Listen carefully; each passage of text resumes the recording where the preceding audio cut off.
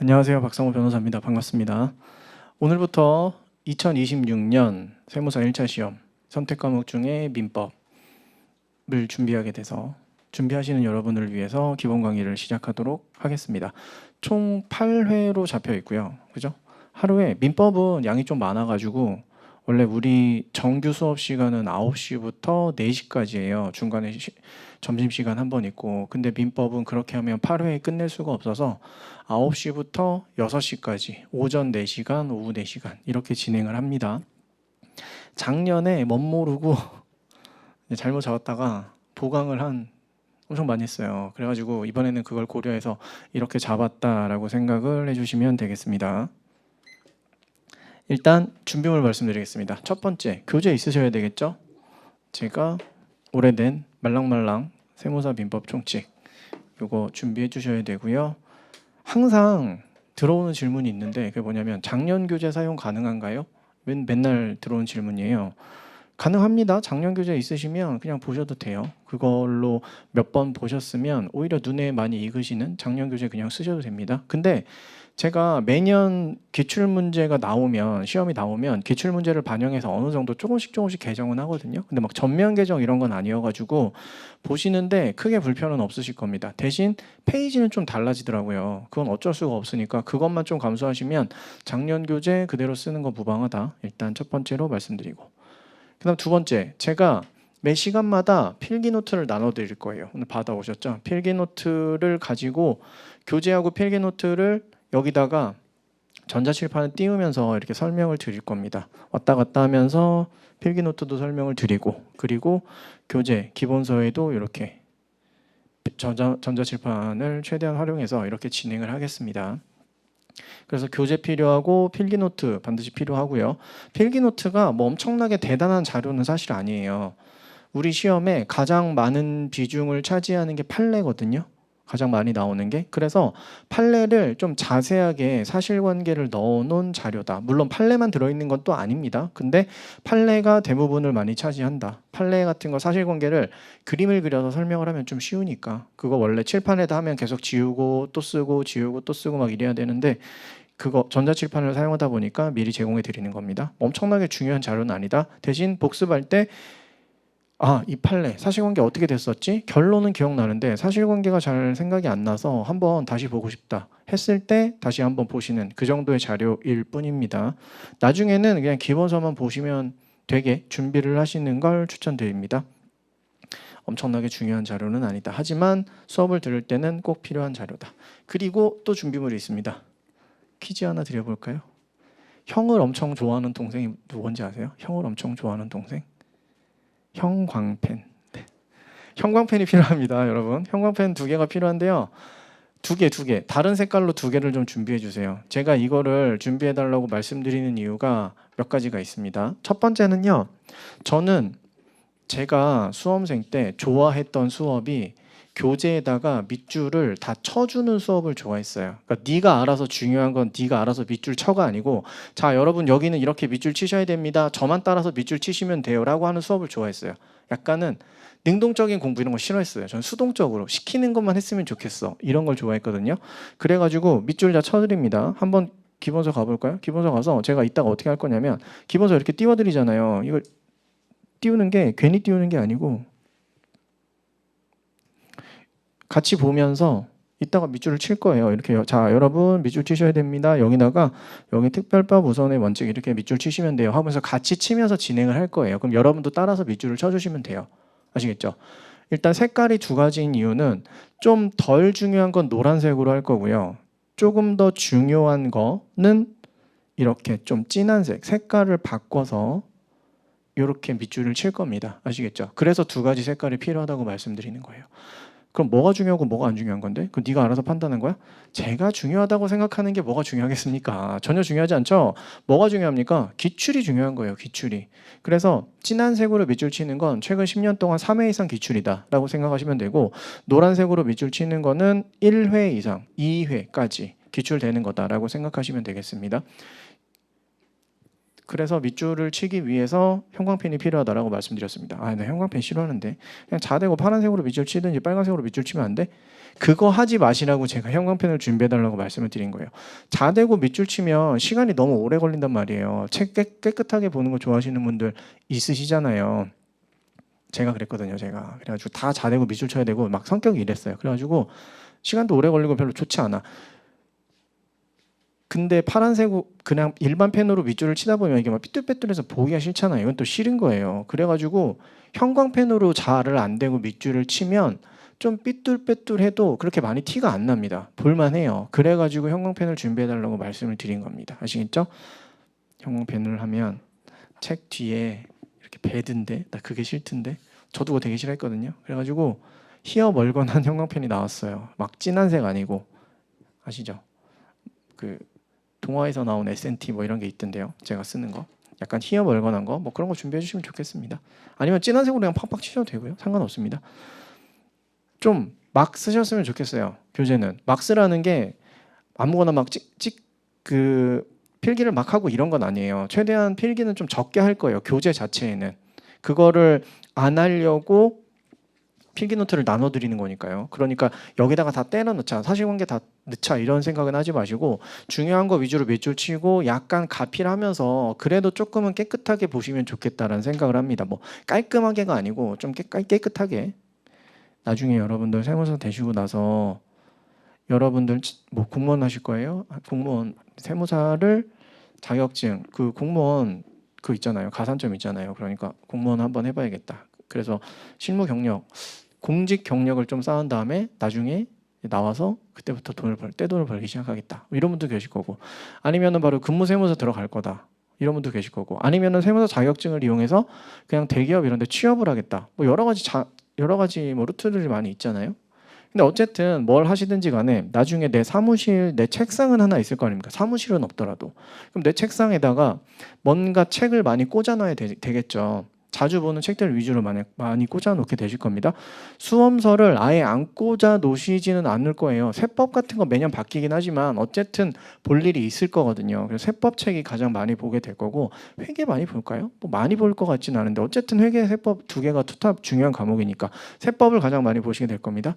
이런 책 어떻게 하실 거냐고요? 꽂아 놓으실 거예요? 아니라고요. 이런 책은 진짜 수험서에 불과하니까 이런 책 꽂아 놓는 거 아니에요. 그래서 어떻게 해라? 이거는 제가 매번 말씀드리는 얘기지만 1차 시험장 딱 가셔가지고 1차 시험장 웬만하면 이걸로 정리하시고 이것만 계속 보다가 시험장 가셔서 딱 보기 전에 있죠. 딱 봐요. 쭈르륵. 이미 내 머릿속에 다 들어와 있으니까 쭈르륵 한번 넘겨보고 시험 시작하기 전에 책을 들고 당당하게 교실 뒤에 가서 쓰레기통에 던져버리고 그 다음에 시험을 보시라고요. 아시겠죠? 사람들이 막 쟤 뭐지? 막 이럴 거예요. 제가 수험생 때 그런 사람을 봐가지고 되게 쇼킹했어요. 되게 멋있더라고요. 뭐 그 사람이 붙었는지 안 붙었는지 모르겠지만, 근데 나도 저거 한번 해볼까 했는데 전 쫄보라서 그런 거 못하거든요. 그래가지고 혹시라도 내년에 또 봐야 될 수도 있는데 내가 정리 다 해놓은 책 어떻게 버려? 내가 정리 다 해놓은 자료 이거 어떻게 버려? 못 버리겠더라고요. 그래가지고 어쨌든 중요한 책이 아니다. 수험서다라는 걸 말씀드리는 겁니다. 우리 1차 시험 통과용 수험서. 그래서 양을 최대한 줄이려고 많이 노력을 했어요. 막 읽으면 잘 읽힐까? 안 읽혀요. 그래서 안타깝게 혼자서 읽으면 잘 안 읽힙니다. 교수님 교과서처럼 줄글로 좀 논리 있게 쓰여진 건 아닙니다. 물론 교수님 교과서 읽으면 민법 다 이해될 것 같으세요? 그것도 어차피 이해 안 되는 건 똑같긴 해요. 내용이 훨씬 많으니까. 그럼에도 불구하고 제 교재보다는 잘 읽힐 겁니다. 제 교재는 뭐를 기준으로 만들었냐면 기출문제 선택지를 가지고 만들었어요. 그래서 막 단편적인 서술들이 마구마구 병렬적으로 막 배치가 되어 있어요. 저는 보면은 이 흐름이 어떻게 됐는지 알지만 처음 보시는 여러분들은 아마 모르실 거란 말입니다. 무슨 얘기 하고 싶은데 왜 그렇게 만들었어? 좀 잘 읽히게 만들지.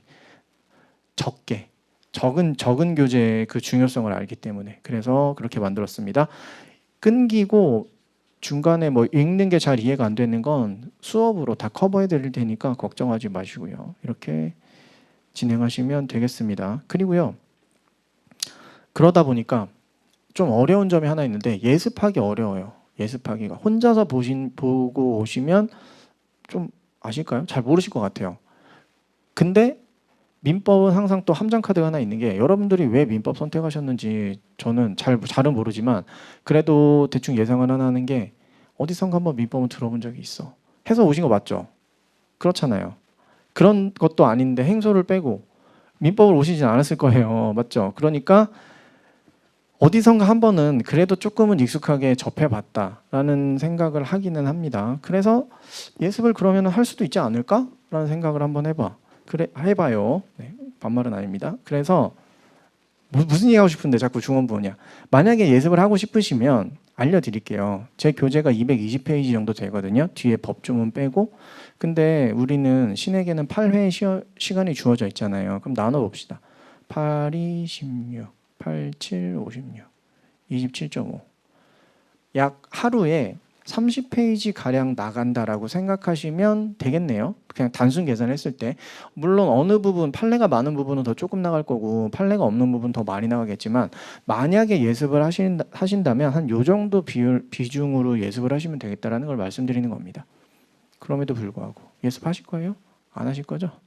예습은 워낙 제가 생각하는 공부 중에 가장 효율이 떨어지는 공부 방법이라고 생각을 합니다. 그래서 안 하셔도 크게 상관없어요. 대신 복습은 좀 잘해주세요. 복습은 아시겠죠?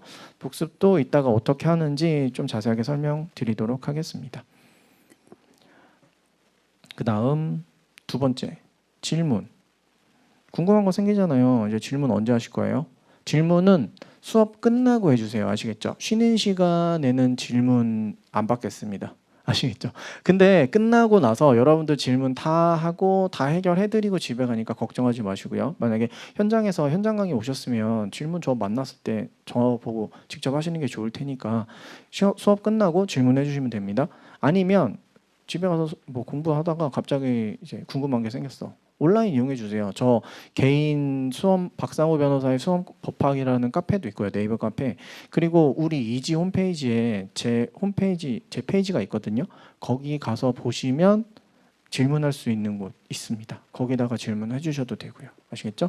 나름 뭐 온라인 질문도 그래도 나름 성실하게 잘 답변한다라는 평을 받고 있긴 합니다. 일부 수험생들에게. 그래서 질문은 그렇게 이용해 주시면 되겠습니다. 그럼 세 번째, 수업을 어떻게 진행할까? 수업 시간이요. 수업 시간. 저에게는 오전 4시간과 9시부터 13시까지, 그 다음 점심시간 14시 빼고 14시부터 16시까지 또 18시. 네. 4시간이 주어져 있잖아요. 하루에 총 8시간. 되게 많네요. 복습 어떻게 하세요? 8시간 수업 들으면 진이 빠질 텐데. 이거 어떻게 구성할까 좀 고민을 합니다. 제가 생각하는 수업 방식은 딱 두 가지예요. 수업 시간 50분씩 4번. 그러면은 200분 나오죠. 그죠? 그리고 한 타임을 따져보면 이게 네 타임이면 240분이잖아요. 6, 4, 24에서. 그럼 중간에 쉬는 시간 10분 정도 드려요. 이럴 때는 중간에 쉬는 시간. 50분씩 4번으로 구성할 땐 중간에 쉬는 시간 10분 정도로 드리고 65분에서 한 70분 정도로 수업을 구성하는 경우도 있거든요. 그러면 세 타임을 합니다. 이것도 비슷하죠. 195에서 210분 정도 들어가고 이때는 쉬는 시간 한 15분 정도 드리거든요. 제가 이거를 작년도 아니야. 재작년에 여러분들한테 행소할 때 선택권을 한번 드려봤어요. 자, 손 들어주세요. 1번 그리고 2번. 저는 1번이 많을 줄 알았거든요. 짧은 수업을 선호하시니까 대부분의 많은 분들이 제가 봤을 때는 그래서 1번, 2번 선택해 주세요라고 했는데 2번이 더 많더라고요. 그래가지고 2번으로 진행을 해봤어요. 너무 힘들었어요. 제가 너무 힘들었어가지고 저는 원래 짧은 수업을 또 좋아하는 스타일이어가지고 그래서 이제 선택권을 안 드립니다. 이걸로 할 거예요. 네. 근데 우리는 오전, 오후 다 하잖아요. 그러면 점심시간이 1시간인 건 너무 야박한 것 같아. 조금 더 점심시간을 확보해 드리고 싶어. 그래서 오전 수업은 지금 이렇게 진행을 하고 점심시간을 조금 더 확보한 다음에 그 다음에 오후 타임을 이렇게 진행을 해볼까 그것도 제가 지금 고민하고 있습니다. 어쨌든 1번과 2번 방식을 좀 왔다 갔다 하면서 혼용하겠다 정도로 생각하시면 되겠습니다. 웬만하면 이렇게 할게요. 50분 플러스 마이너스 한 5분? 근데 마이너스 5분은 잘 안 되더라고요. 네, 플러스 5분 정도 50분에서 그 정도로 진행을 할 거다라고 말씀을 드리겠습니다. 그 다음 마지막 네 번째. 수험의 목적은 합격입니다. 너무 단순하죠. 그죠? 단순한 얘기를 한번 해봅시다. 수험의 목적은 합격이에요. 그렇죠?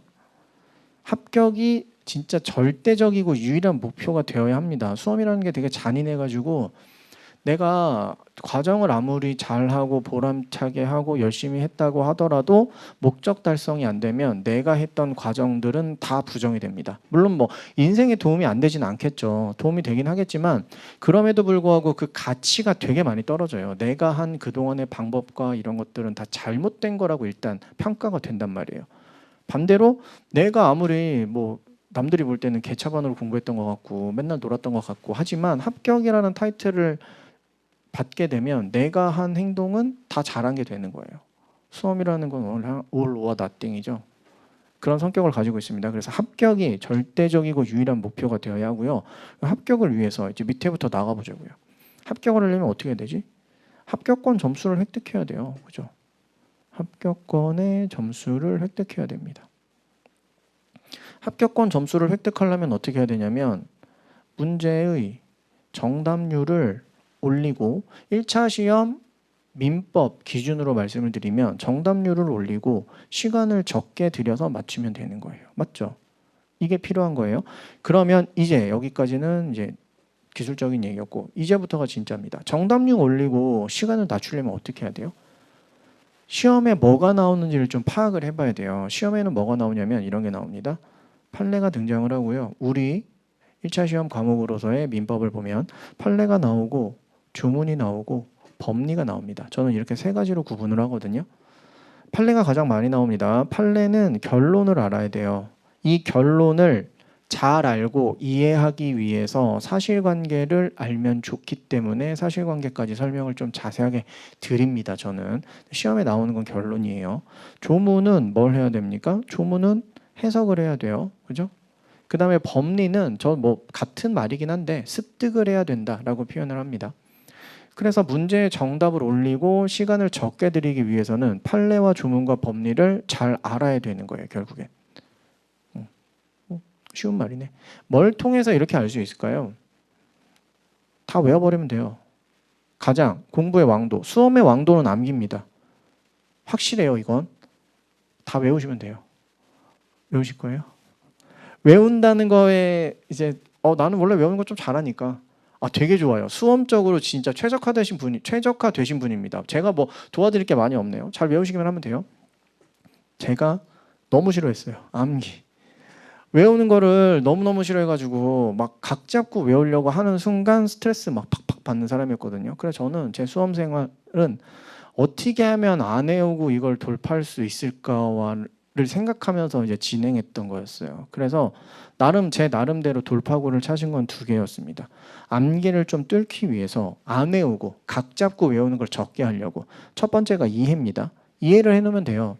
어떤 특정 문구가 그 시험 문제에 출제가 됐을 때 이거 그 판례지? 맞아. 내가 한번 생각해보자. 이거 이렇게 흘러가서 결론이 이렇게 났었어. 맞아. 그러니까 O야. 이게 돼요. 이해가 되면 그 문구를 읽으면서 이거 맞아. 그 내용이었어. 거기는 어디쯤 위치했던 거고 이렇게 흘러가서 결론 이거였지. 이러면 돼요. 다 이해를 해놓으면 돼요. 근데 좀 안타까운 게 이해를 해서 이해만으로 문제를 풀려면 시간이 오래 걸립니다. 문제 푸는 시간도 오래 걸리고요. 수험 기간도 오래 걸려요. 그래서 뭘 해야 되냐면 이해를 해놓은 상태에서 반복을 하는 겁니다. 반복. 시간을 줄이기 위해서. 아시겠죠? 이게 암기를 약간 회피하는 방법인 거예요. 각 잡고 외우자가 아니고 일단 처음에는 이해를 해. 그 다음에 계속 반복을 하면서 체화되게 만드는 거죠. 각 잡고 외우는 걸 줄이는 대신. 그러면 저는 좀 고통이 덜 하더라고요. 그래가지고 이해와 반복으로 암기를 좀 뚫어보자가 제 모토입니다. 수험 기간의 모토. 그리고 객관식 법학은 사실 이걸로 웬만하면 커버가 다 돼요. 세법은 하셨죠. 세법 하셨잖아요. 그죠? 세법은 사실 정통 법학이랑은 좀 차이가 있어요. 계산하고 이런 게 많이 나오니까 뭐 정통 법학이 좋다는 게 아니고 일반적으로 얘기하는 민법이라든지 우리 세 과목 있잖아요. 선택 과목으로 민상, 행정소송법 이렇게 세 가지가 있잖아요. 그거를 공부하는 방법은 세법을 공부하는 것과는 정말 다릅니다. 달라요, 그냥. 그거를 하기 위한 가장 좋은 방법이 저는 이해와 반복이라고 생각을 합니다. 그래서 이해, 반복 이게 중요합니다. 그럼 제가 여러분들한테 해드릴 수 있는 건 이거예요. 이해를 최대한 시켜드리는 거. 자, 반복은 여러분의 몫입니다. 알아서 하세요. 라고 하면 너무 책임 회피 같잖아요. 어느 정도 반복도 해드려야 될 것 같아요. 알아서 하세요. 제가 그런 걸 안 좋아했어가지고 무조건 그냥 나는 아무 생각 없이 강의만 보고 있었으면 좋겠어. 그러면 다 됐으면 좋겠어. 라는 생각을 되게 많이 했거든요. 그래서 저는 수업 시간에 좀 의식적으로라도 중요한 거는 계속 반복을 해드립니다. 수업 시간에도요. 물론 그것만으로 충분할 수도 있고 충분하지 않을 수도 있을 거예요. 충분하지 않은 경우가 더 많겠죠.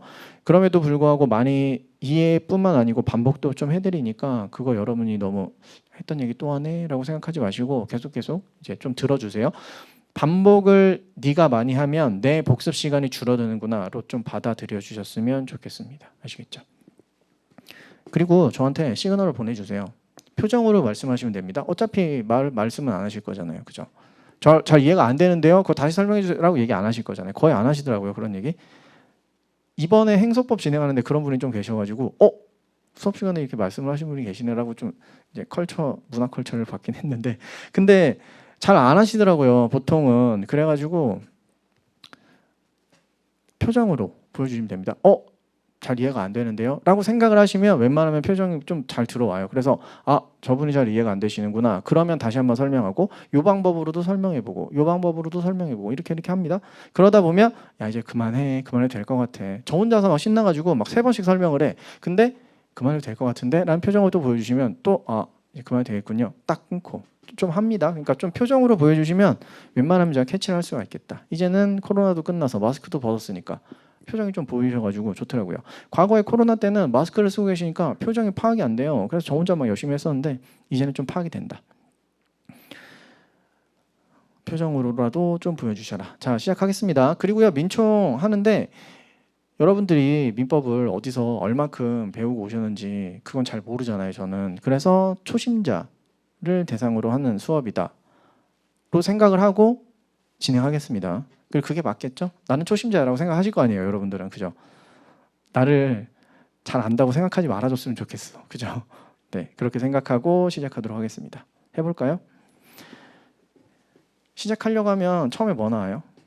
맨날 민법 일반, 민법의 의 막 이런 거 나오죠. 시험 나오겠어요? 시험이 잘 안 나올 거 아니에요. 그죠?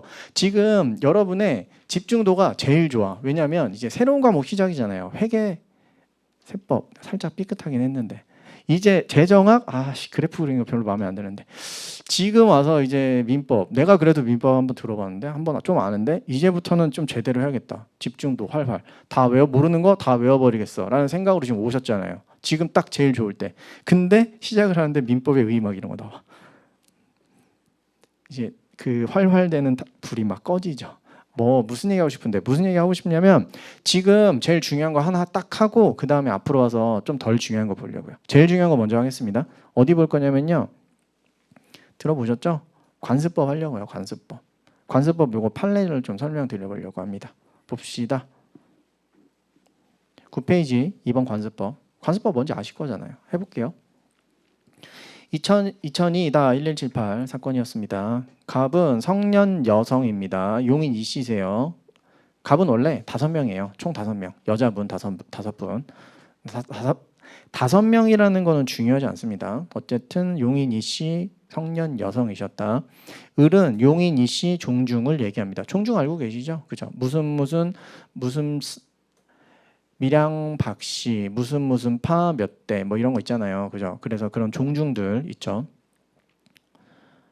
갑이 자기만 용인 이씨의 소속이 아니고 지금까지 자기 친족들 용인 이씨들이 많았을 거 아니에요. 이건 실제로 종중이라는 실체가 많이 있으니까 어느 정도 활동을 제법 하는 활발한 종중인가 봅니다.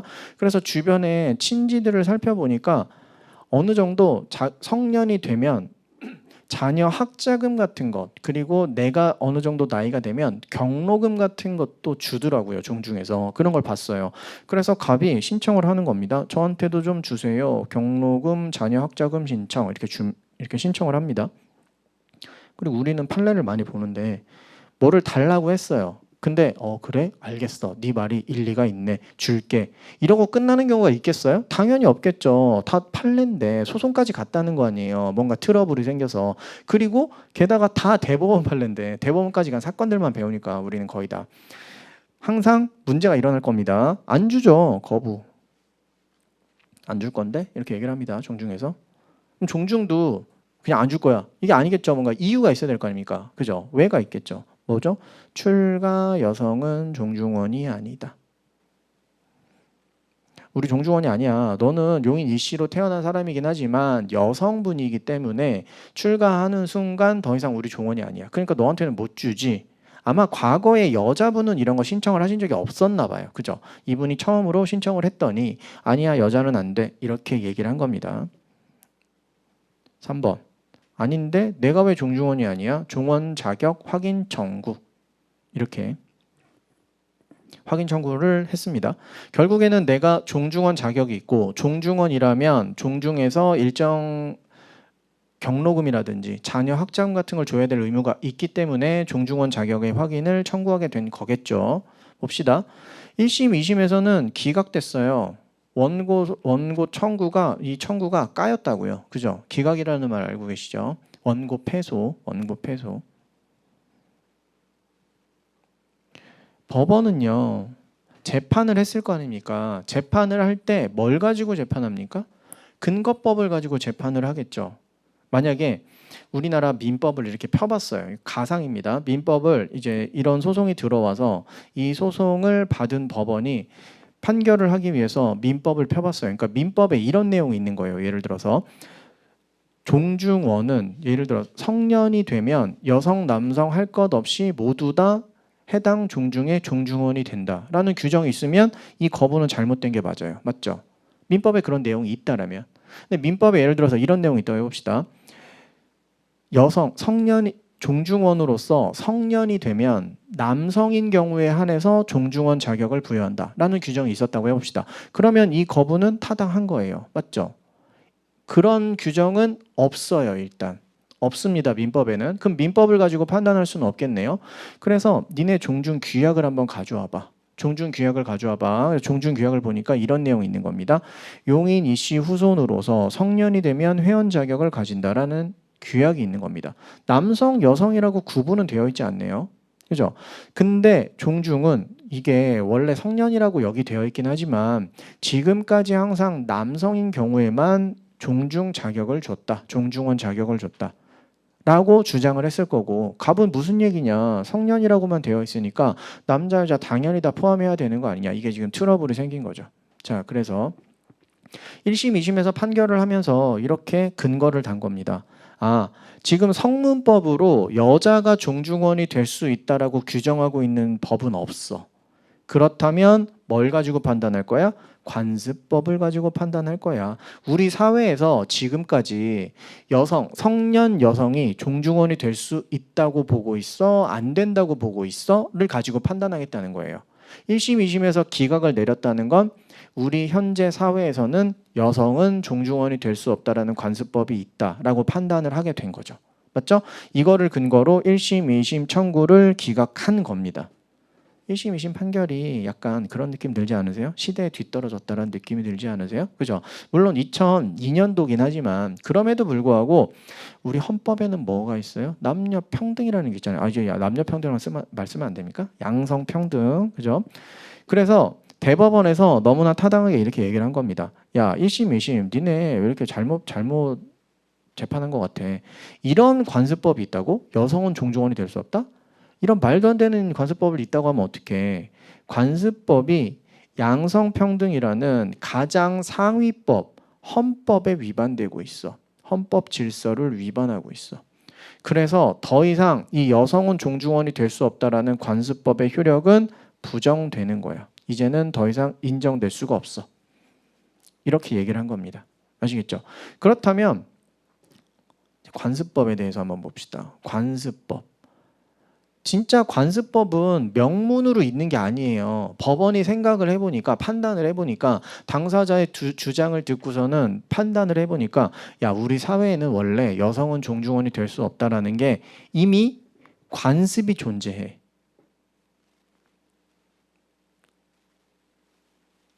여기다가 쓸게요. 관습이 존재해. 그런 관습들이 과거부터 계속 존재했었어. 그리고 그거에 대해서 사회 구성원들이 뭘 가지고 있죠? 법적 확신을 가지고 있어. 아, 이거는 법으로 작동하는구나 라는 확신을 가지고 있는 거예요. 그리고 그 내용 자체가, 관습법의 내용 자체가 헌법을 최상위 규범으로 하는 전체 법 질서에 부합해야 돼. 이 세 가지 요건이 충족이 되면 성문법으로 민법, 뭐 기타 무슨 법에 들어있지 않다고 하더라도 그거는 관습법이라고 법으로 인정을 할 거야가 바로 관습법입니다. 그러니까 아마도 여기서는 종중 쪽에서 피고 측에서 주장을 했을 거예요. 우리나라는요 이런 관습법이 있어요. 한번 확인해 봐 주세요. 1심, 2심에서 이렇게 판단한 겁니다. 관습 있어? 있네. 법적 확신 있어? 있네. 사회 구성원들이 그걸 법으로 생각하고 있네. 헌법을 최상위법으로 하는 전체 법 질서에 부합해? 응, 부합하네. 이렇게 판단을 한 거예요. 1심, 2심에서는. 그래서 여성은 종중원이 될 수 없다라는 관습법이 있으니까 이 원고 청구 기각 이렇게 나왔던 겁니다. 대법원은 여기서 뭘 깠겠어요? 관습법이라는 건 더 이상 효력을 유지할 수 없어. 뭐 때문에? 이거죠, 이거. 그죠? 더 이상 여성은 종중원이 될 수 없다라는 건 헌법을 최상위 규범으로 하는 전체 법 질서에 전혀 부합하지 않잖아요. 양성평등이라는 보다 더 중요한 가치가 있으니까. 그래서 이 관습법은 효력 없어지는 겁니다. 그러면 원고 청구 인용이 되어야 하는 거죠. 여성은 종중원이 될 수 있는 거죠. 성년이 되면. 그리고 니네 규약을 봐도 여자, 남자라는 말 없이 성년이 되면이라고 되어 있으니까 이거는 남자, 여자를 구분하지 않고 회원 자격을 가지게 되는 거고요. 그래서 경로금과 자녀 학자금 신청한 걸 받고 끝났다는 행복한 이야기였습니다. 되게 중요한 거 했어요. 이거 한 문제 나옵니다. 뭐 나오겠어요? 이거 나오겠죠.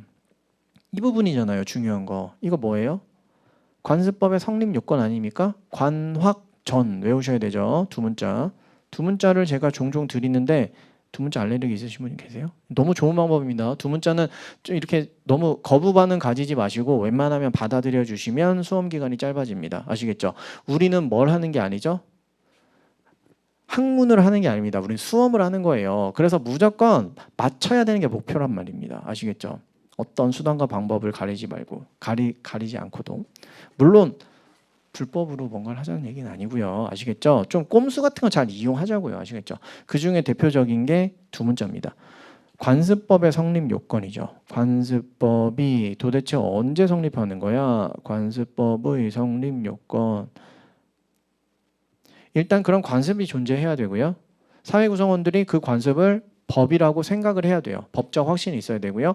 그 다음에 그 관습법이 헌법을 최상위 법규로 하는 전체 법 질서에 부합해야 되는 겁니다. 그러면 실제로 어느 무슨 법에 들어가 있진 않지만 법원은 걔를 법으로 생각을 해서 걔를 근거로 재판을 할 수가 있게 되는 거예요. 이게 바로 관습법이었습니다. 관습법 가서 밑줄 한번 쳐봅시다. 여기 한 거예요. 관습법. 되게 중요한.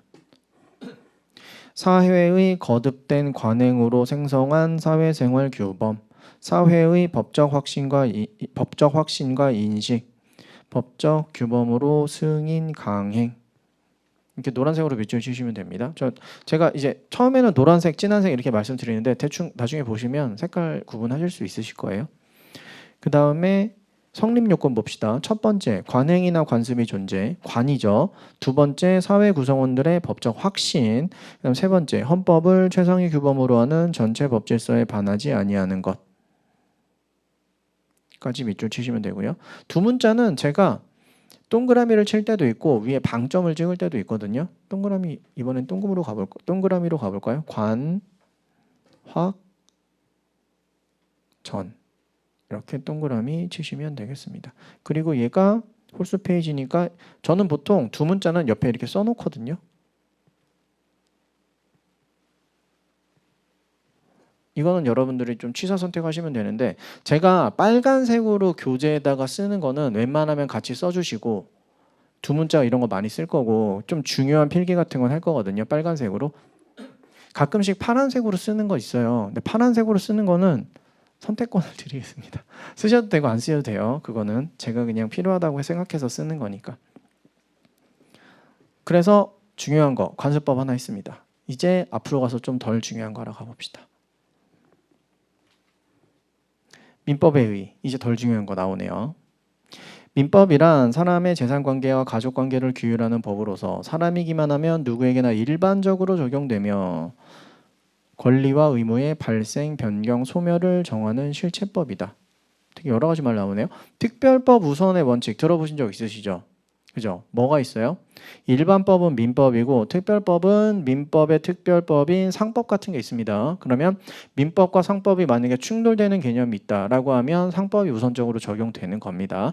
이런 일반법과 특별법이 충돌되는 거는 형법에 되게 많아요. 형법에. 일반 우리 형법 있잖아요. 형법 말고 특정 범죄, 가중처벌 등에 관한 특별법 막 이런 것들이 있거든요. 그러면 그거에 해당하면 걔를 먼저 적용합니다. 보통.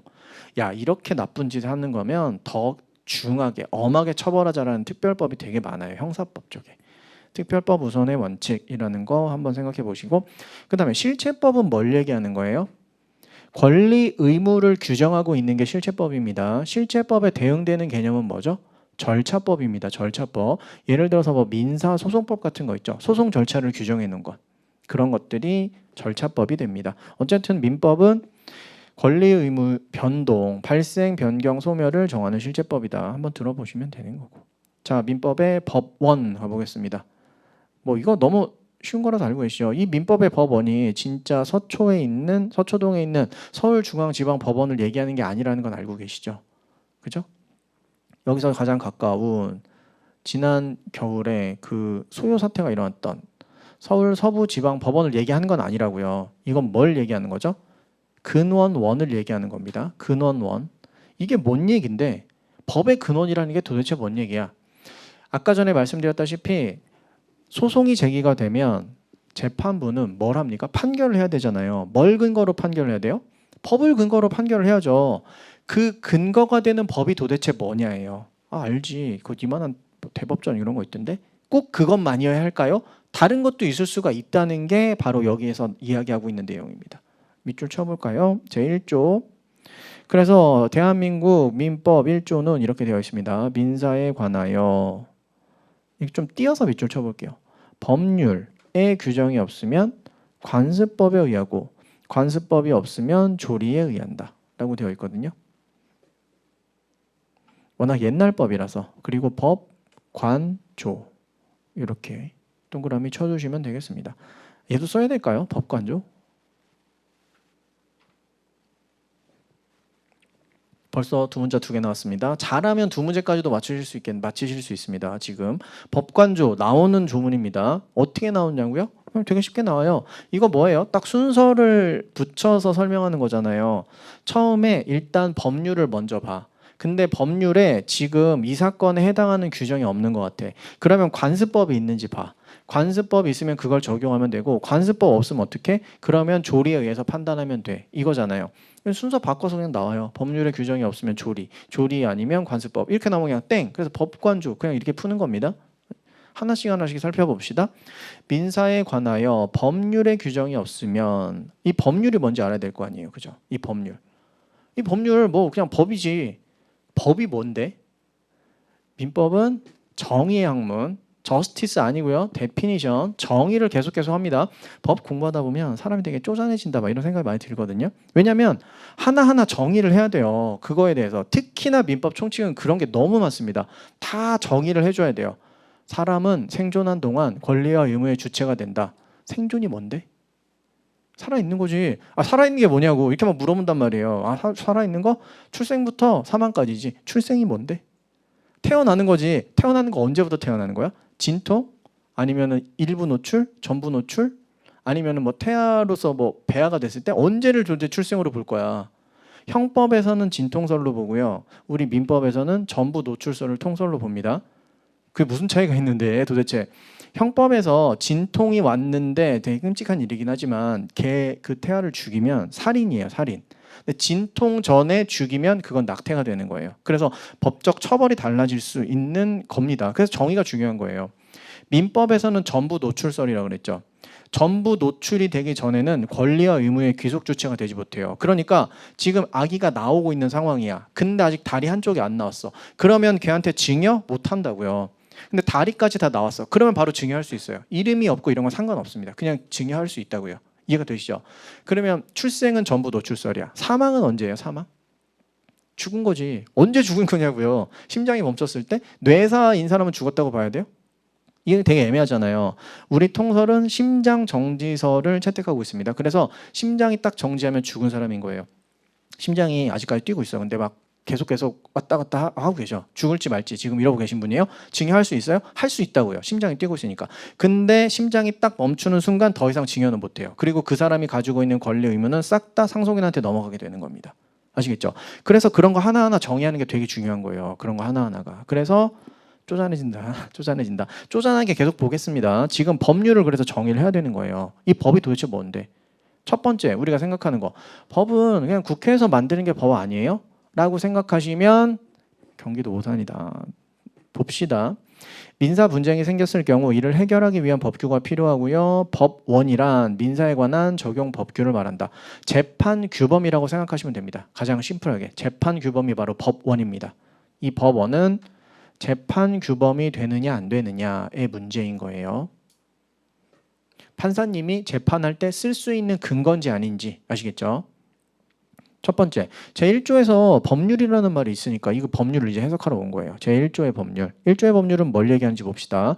민법 제1조의 법률. 국회의 의결을 통해 제정, 공포되는 형식적 의미의 법률만을 의미하는 것이 아니에요. 아시겠죠? 국회가 만드는 법만 얘기하는 게 아니고 성문법, 제정법 전반을 포함한다라고 되어 있습니다. 어쨌든 뭔가 민법 1조의 법률은 국회가 만드는 딱 그 법만 얘기하는 게 아니고 뭔가 되게 넓구나. 총 5개가 있습니다. 수험적으로 5개가 있어요. 그거를 지금부터 보려고 합니다. 첫 번째, 실제 법률. 뭐야 이거 법률. 자, 이제 필기노트 가서 한번 보겠습니다. 여기가 이렇게 되어 있어요. 이건 조금 이따 설명드릴 거고 제2절 민법의 법원이라고 되어 있죠. 보시면 제1조의 법률은 법률, 명령, 규칙, 조약, 자치법규 이렇게 5가지로 규정이 되어 있습니다. 그러니까 제1조의 법률 안에 또 법률이 들어있는 거예요. 그죠? 근데 이 2개가 다른 의미라고요. 이 법률을 두 번째 나오는 이 법률을 뭐라고 불렀냐면 이렇게 불렀어요. 형식적 의미의 법률이다. 이렇게 부릅니다. 법률이라고 했으니까 제1조에서 그렇다면 이건 누가 만드는 법을 얘기해? 우리가 가장 잘 알고 있는 국회가 만드는 법률을 얘기하는 거야. 이렇게 보겠다는 겁니다. 얘는 뭐가 있냐고요? 일단 우리는 민법을 얘기하는 거니까 민법이 있고 그 다음에 이외의 법률들도 있어요. 민사에 관해서 규정하고 있는 거라면 그런 법들도 전부 다 재판의 규범이 된다는 겁니다. 그 다음 두 번째 명령이 있네요. 명령이 뭐예요? 오더? 그게 아니고 법 규범의 형식으로서 명령이라는 게 있는 겁니다. 여러분 이거 알고 계시죠? 우리나라에서 대한민국에서 제일 최상위법은 뭡니까? 헌법이죠. 그 아래에 있는 건 뭡니까? 이게 바로 법률이죠. 누가 만드는 거? 국회가 만드는 법률을 얘기하는 겁니다. 입법부가 만드는 법률을 얘기하는 거고요. 이 법률보다 낮은 단계의 하위법, 위로 갈수록 상위법이고 아래로 갈수록 하위법인 거 아시겠죠? 아래쪽에 또 뭐 있죠? 명령 규칙이라는 거 있죠. 여기 명령이 있다라고 보시면 돼요. 명령 규칙. 이건 누가 만드는 거예요? 행정부가 만드는 겁니다. 무려. 아니, 법을 행정부가 만들 수 있어? 내가 생각하는 거랑 다른데? 우리나라 삼권 분립이잖아요. 입법부가 법을 만들고 행정부가 그 법을 집행하고 사법부는 그 집행한 법이 행정부가 집행한 그 내용이 사후적으로 뭔가 잘못됐는지 잘못되지 않았는지 판단하는 게 바로 입법, 행정, 사법 삼권 분립 아닌가요? 행정부가 법을 만들면 삼권 분립 아니잖아요. 근데 만들 수 있어요? 왜 만들 수 있어요? 헌법에 근거가 있으니까. 헌법에서 행정부도 법을 만들 수 있도록 하고 있고 걔는 국회가 만드는 법률보다는 약간 단계가 낮은 규범이라고 봅니다. 걔를 명령규칙이라고 해요. 여러분들 들어보셨을걸요? 시행령, 시행규칙 이런 거 있잖아요. 대통령령, 부령 이런 거 있단 말이에요. 아시겠죠?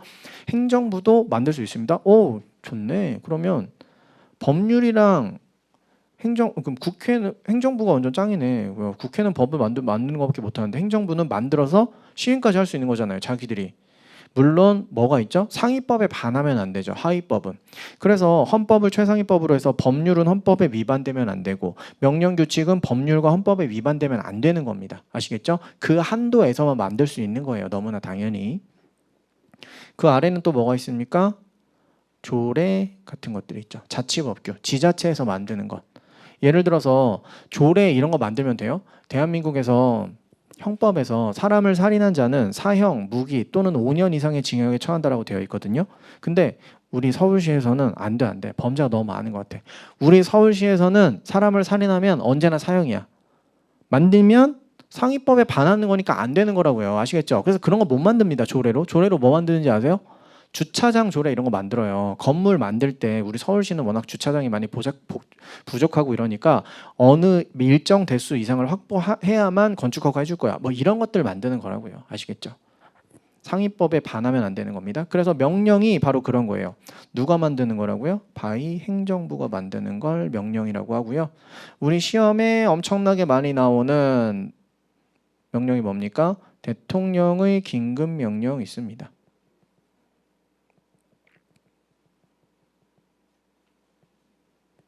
비상계엄 아닙니다. 비상계엄은 긴급명령이 아니에요. 그건 다른 거고 이 대통령의 긴급명령은 뭐냐면 법률의 효과를 가지는 어떤 대통령의 액션을 얘기하는데 실제 사례 보면 아실 거예요. 우리나라에서 마지막으로 나온 대통령의 긴급명령이 뭐냐면요. 김영삼 대통령 시절에 했던 금융실명제입니다. 금융실명제. 그게 언제 나왔냐면요. 93년 8월 12일에 나왔대요. 93년 8월 12일. 이게 목요일이었대요. 목요일 7시 45분에 발표했습니다. 자, 앞으로 금융 거래하고 싶으세요? 실명으로만 거래하세요. 과거에는 제가 제 이름 박상호인데 제가 은행에 가서 박상호라는 이름으로 그냥 예금 만들면 만들어 줬단 말이에요. 이해가 되시죠? 근데 이날 이후로는 그게 금지가 되는 거였습니다. 무슨 문제가 생길 수 있어요? 비자금 같은 거 조성해서 차명으로 그런 거 만드는 거 다 막겠다는 거잖아요. 그렇죠? 이런 거 하려면 어떻게 해야 돼요? 전격적으로 시행해야죠. 그죠? 아니면은 자 이거 3달 후부터 시행하려고요. 그럼 그 안에 불법 자금들이 다 숨을 거 아니에요. 그러니까 전격적으로 시행을 해야 되는 게 맞고 8월 10일 목요일 7시 45분에 발표하면서 그래도 너무 정없으니까 유예 기간을 좀 드릴게요. 언제부터 시행할 거냐면 15분 후부터 시행. 이렇게 전격적으로 해버리셨죠. 물론 입법부의 사후 승인이 필요하긴 했습니다. 입법부에서 사후 승인 해줬겠죠. 이 법의 취지 같은 걸 생각해 보면 당연히 좋은 거니까, 그죠? 이런 것들이 대통령의 긴급 명령이라고 합니다. 아시겠죠? 이런 것들 시험에 나오는 거. 대통령의 긴급 명령이 민법 제1조 법률 안에 포함된다. 이게 맨날 나오는 거예요. 그러니까 대통령의 긴급 명령을 가지고 재판을 할 수 있다는 겁니다. 이해가 되시죠? 지금 제1조 법률이 의미하는 바가 민법의 법원이니까 법원은 재판 규범이고 이런 것들이 전부 다 재판 규범이 될 수 있다는 걸 의미하는 거예요. 아시겠죠?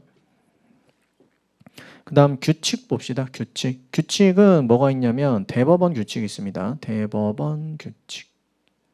대법원 규칙이 뭐지? 사법부도 법을 만들 수가 있어요. 아 진짜? 네. 사법부. 여기. 행정부가 만드는 것도 있고 사법부가 만들 수도 있습니다. 사법부는 왜 만들지? 헌법에 근거가 있다니까요. 헌법에서 만들 수 있도록 했어요. 당연히 상위법에 반하면 안 되는 거. 대표적으로 뭐 있냐고요? 우리 민법에 등기에 관련된 규정이 있어요. 있단 말입니다. 등기에 관련돼서 뭐 기본적인 규정들이 들어 있어요. 근데 등기라는 거는 굉장히 절차, 형식 같은 걸 엄청나게 중요하게 보다 보니까 민법으로는 부족해요. 그래서 국회에서 다시 또 만들었어요. 관련된 법을. 부동산 등기법이라는 걸 만들었습니다. 부동산 등기법. 근데 부동산 등기법으로도 부족한 거예요. 등기소는 어디 소속인지 아세요? 등기소는 법원 소속입니다. 사법부 소속이에요. 그래서 등기소에 이제 공무원분들이 좀 불친절하다는 평을 많이 들어요. 원래 행정부 공무원들은 좀 친절하다는 평을 많이 듣고 국회라든지 사법부, 입법부, 사법부의 공무원들은 좀 불친절하다는 평을 많이 듣습니다. 그 중에서도 이제 사법부가 약간 끝판인 것 같긴 해요. 그들. 그래서 등기소에서 어떤 형식과 절차 같은 거를 부동산 등기법으로만 규정하기가 되게 어려운 거예요. 그래서 대법원이 만든 겁니다. 우리 등기 같은 거 할 때 형식과 절차 이런 걸로 다 정해 놓을게라고 하면서 만든 게 부동산 등기 규칙입니다. 부동산 등기 규칙. 대법원이 만든 거예요. 왜냐하면 등기소는 대법원, 법원 소속의 어떤 공공기관이니까. 그래서 이런 것들도 뭐가 될 수 있다고요? 법원이 판단할 때 근거 규범이 된다고요. 아시겠죠? 그 다음에 조약 있습니다. 국제조약. 우리나라에서 만든 건 아니지만 우리나라에서 만든 게 아니라고 해야 될까요? 어쨌든 해외 외국과 어떤 조약을 체결하면서 우리는 이런 걸 넣었잖아요. 그럼 이것도 뭐가 된다? 그게 돼요. 법원이 된다고요. 재판 규범이 된다고요. 국제조약, 국제법규. 게다가 플러스 마지막으로 조례와 같은 자치법규까지. 이런 것들이 전부 다 재판의 규범이 되는 거고요. 어디에 포함돼요? 민법 제1조 법률에 포함되는 개념인 겁니다. 전부 다. 이해가 되시죠? 어떤 건지. 기본 써가서 다시 보겠습니다. 법률 첫 번째 법률 있죠. 형식적 법률에 의미하는 거예요. 얘는 제1조의 법률 안에 들어있는 법률이니까 아시겠죠? 형법, 현행 민법과 민법 이외의 법률, 주택 임대차 보호법, 부동산 등기법 등등 이런 것도 전부 다 민사에 관련된 거니까 재판의 근거 규범이 됩니다. 그 다음 명령, 법률에 의해 위임된 사항 또는 법률의 내용을 집행하기 위해 대통령, 국무총리, 행정각부회장이 발한 민사에 관한 명령을 말한다. 누가 만드는 거? 행정부가 만드는 거다. 행정부가. 여기는 진한 색으로 비추실 겁니다. 대통령의 긴급명령. 민사에 관한 것이면 민법의 법원이 된다. 대표적인 사례가 금융실명제였다. 그 다음 넘어가서 규칙. 대법원은 법률에 저촉되지 않는 범위에서 사무처리에 관한 규칙을 제정할 수 있습니다. 민사에 관한 것이라면 법원이 됩니다. 부동산 등기규칙 같은 거. 아시겠죠? 왜냐면 법을 만들 때 국회는 잘 몰라요. 전문성이 많이 떨어진단 말이에요. 등기소에서 어떤 규정이 필요한지는 등기소가 제일 잘 알 거고 그 등기소를 소관하고 있는 법원에서 그런 규칙들을 만들 수 있다는 겁니다. 그 다음 조약, 헌법에 의해 체결 공포된 조약, 일반적으로 승인된 국제법규도 법원이 됩니다. 그리고 여기에 다 들어가 있는 말이 뭐냐면 이런 말이 다 들어가 있어요. 민사에 관한 것이어야 된다. 민사에 관한 것이어야 된다. 민사사건에 관련된 내용일 때만 민법의 법원이 되는 거예요. 아시겠죠? 이거는 그냥 들어가 있는 말. 그 다음 자치법규. 자치법규는 조례인 겁니다.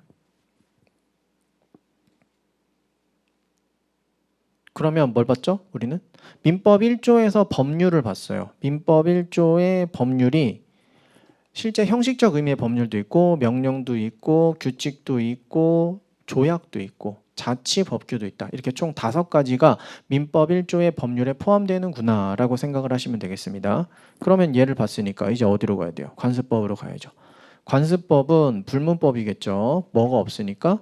규정이 어디 성문법으로 규정되어 있는 게 아니니까 일반 사람들이 사회생활을 하면서 사람들이 그렇게 항상 행동을 하고 있었던 거예요. 그리고 그게 전체 법질서에 뭔가 부합하지 않지가 않아. 부합하고 있어. 그러면 야 이거는 법적으로 효력이 있겠는데 라고 판단하는 거죠. 누가? 법원이 판단하는 거죠. 법원이 실제.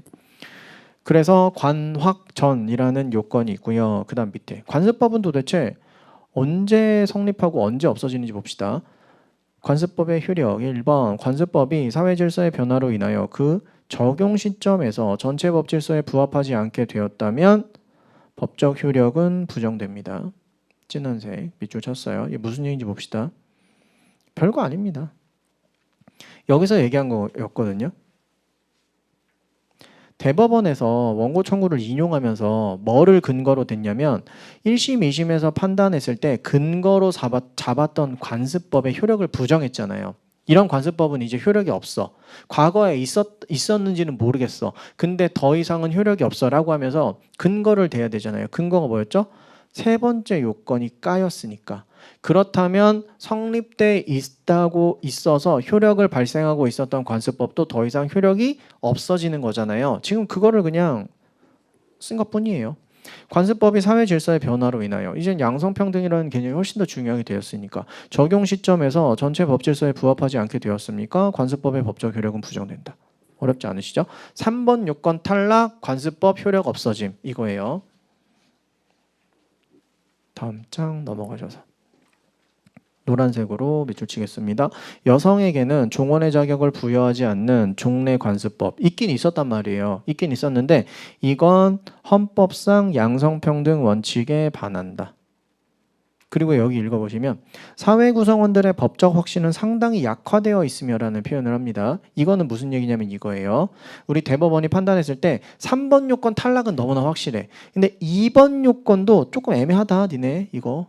이렇게 판단을 한 거예요. 아시겠죠? 우리 대법원의 뉘앙스가 그냥 이런 겁니다. 법정 확신도 야 이것도 없다고 볼 수도 있을 것 같아. 근데 이건 좀 애매하긴 해. 대신 3번 요건은 무조건 탈락이네. 그럼 관습법 없는 거지 뭐. 이렇게 판단을 한 겁니다. 실제로 제가 말씀드렸던 요 사례 있죠. 요거는 시험에 나오는 판례예요. 거기 시험에서 이 판례에서 설시하고 있는 내용들이거든요. 이 내용들이 그런 애들이 다 시험에 나옵니다. 자, 그 다음 이거 봅시다. 사회 구성원들이 법적 확신을 취득하는 시기가 관습법이 성립하는 시기고요. 국가의 승인이 있는 시점이 관습법이 성립하는 시기는 아닙니다. 제가 이런 것도 많이 하는데요. 여기다 이렇게 동그라미 할 거고 여기다 이렇게 X 할 겁니다. 이게 무슨 얘기냐면요. 관습법이 도대체 언제 성립하는데 사회 구성원들이 법적 확신을 취득하는 시기가 관습법이 성립하는 시기고요. 국가의 승인이 있는 시점은 관습법이 성립하는 시기가 아니다로 해석을 하시면 됩니다. 이게 무슨 얘기인지 봅시다. 관습법도 어쨌든 법이잖아요. 법. 그러면 도대체 언제 관습법이 있었던 거야? 언제 관습법이 생기는 거야? 라는 거를 확정을 해줘야 돼요. 확인을 해줘야 되는 거란 말입니다. 봅시다. 이렇게 돼요. 관습법은 이렇게 성립합니다. 첫 번째로 관행이 계속 있었어야 돼요. 아, 성년 여성은 종중원이 될 수 없어. 종중원이 아니야. 종중원이 아니야. 이런 관행들이 과거에 계속 있었어야 돼요. 그리고 너무 이 관행들이 많다 보니까 어느 순간 사회 구성원들이 성년 여성이라고 하더라도 종중원이 될 수 없다는 것에 법적 확신이 생기게 되는 거예요. 이게 1번 시점입니다. 그리고 이 사회 구성원들의 법적 확신을 가지고 뭔가 사회가 계속 흘러왔을 거예요. 근데 이 법적 확신, 이 관습법이 관련되어서 어떤 사건이 발생을 하겠죠. 소송이 제기가 됐단 말입니다. 소송이 제기가 되어서 이 사건이 발생한 거에 대해서 소송이 제기가 되고 이 소송에 대해서 판결이 나는 거죠. 그러면 이 관습법이라는 거는요. 어디 쓰여 있는 게 아니잖아요. 그럼 어디서 처음으로 약간 명문화가 돼서 나오냐면 이 판결문의 명문화가 돼서 나오는 거예요. 맞죠? 우리 사회는요. 성년 여성은 종중원으로 삼지 않겠다는 관행들이 있었고 과거에 그리고 사회 구성원들도 그걸 법적 확신을 하고 있습니다. 법으로 생각을 하고 있어요. 그리고 헌법을 최상위법으로 하는 전체 법질서에 부합하기도 합니다. 그러니까 그런 관습법은 있었습니다. 라고 여기서 판결을 드디어 하면서 명문화가 되는 거예요. 그러니까 여기서 명문화가 됐잖아. 판결 시점에 명문화가 됐으니까 2번 시점에 관습법이 성립한 거야 라고 볼 수도 있겠죠. 왜냐하면 지금까지는 명문화된 적이 한 번도 없잖아요. 그죠? 1번 시점에 관습법이 성립하는 걸까요? 2번 시점에 관습법이 성립하는 걸까요? 라고 했을 때 우리 판례는 1번 시점에 관습법이 성립한 거다라고 봅니다. 아시겠죠? 그래서 여기서 판결을 하는 거는 과거에 법적 확신이 있었을 때 이미 관습법으로 성립한 걸 가지고서는 판단을 한 거니까 이미 성립이 되어 있었어야 되는 거예요. 그 시점이 언제라고요? 사회 구성원들이 법적 확신을 가진 시점에서 관습법은 성립한 거고 그거를 여기에서 확인해 주는 거다라고 생각을 하시면 되겠습니다. 그러니까 이때 아니에요. 이때 처음으로 뭔가 판결문이라는 곳에 성문화가 되긴 하지만 그럼에도 불구하고 이때 성립하는 거 아니고요. 이때 성립하는 겁니다. 그렇다면 얘를 조금 말을 바꿔서 해볼까요? 관습법이 성립하는 시기는 관습법이 성립하기 위해서 국가의 승인, 법원의 판결이라는 게 반드시 필요한 거예요? 아니에요. 아니라고요. 그냥 사회 구성원들이 관행이 있고 법적 확신이 있으면 그때 성립하는 거라고요. 아시겠죠? 그 얘기를 하는 겁니다. 이때 성립하는 겁니다. 관습법은. 이때 성립하는 게 아니에요. 이제 기본서 가서 다시 한번 읽어보겠습니다. 어떤 특정 관습들이 있었어요. 근데 그거에 대해서 사회 구성원들이 법적 확신을 취득하는 시기가 언제 있었을 거 아닙니까? 물론 뭐 그게 몇 월 며칠 몇 시는 아니겠지만 과거에 이런 관행들이 있었고 사회 구성원들은 이런 거에 대해서 법으로 생각을 하고 있었다. 그때가 관습법이 성립하는 시기겠죠. 언제가 아니야? 법원의 판결이 있는 시점이 관습법이 성립하는 시기는 아니라고요. 그 다음 노란색. 관습법은 재정법에 대하여 열후적 보충적 효력만 인정됩니다. 관습법과 충돌되는 성문법이 있으면 뭘 우선적으로 적용해요? 성문법을 우선적으로 적용해야죠. 제가 아까 말씀드렸죠. 만약에 아까 전에 그 용인 이씨 그 사건에서 민법에 이런 내용이 있는 거예요. 성년이 되면 여성, 남성을 구분하지 않고 모두 다 종중원이 된다라는 규정이 있으면 그런 관습법 들이밀면 안 된다고요. 그런 관습법은 효력이 없는 거예요. 아시겠죠? 그런 관행들이 있다고 하더라도 당연히 현행 성문법 위주로 판단을 하는 게 맞다는 겁니다. 열후적 보충적이라는 게 무슨 얘기인지 아시겠죠? 후순위란 얘기입니다. 민법 제1조 해석에도 맞죠?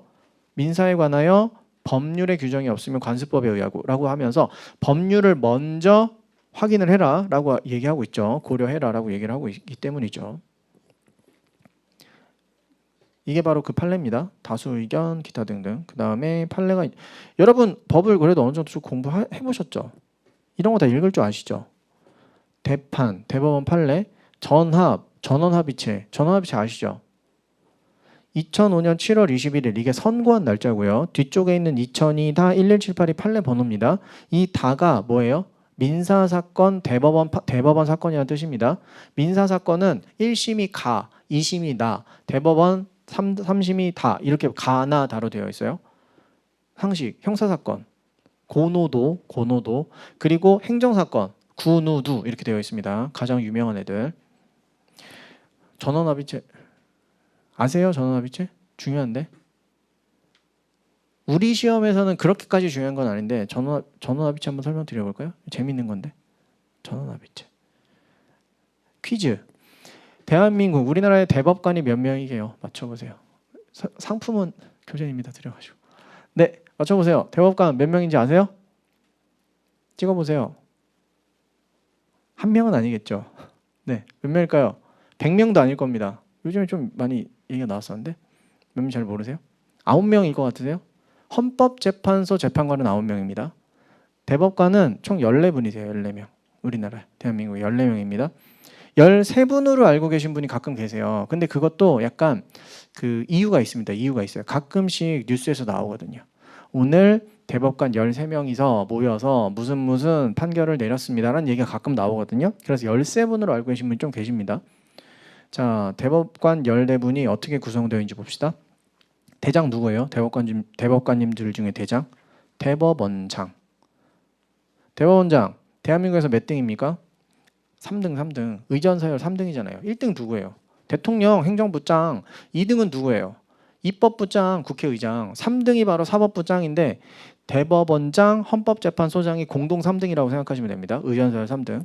4등 국무총리는 아니에요. 국무총리 좀 밑에 있고 되게 밑에 있고요. 4등 알았는데. 네, 어쨌든 이렇게 되어 있습니다. 대법원장이 이제 넘버 1이고요.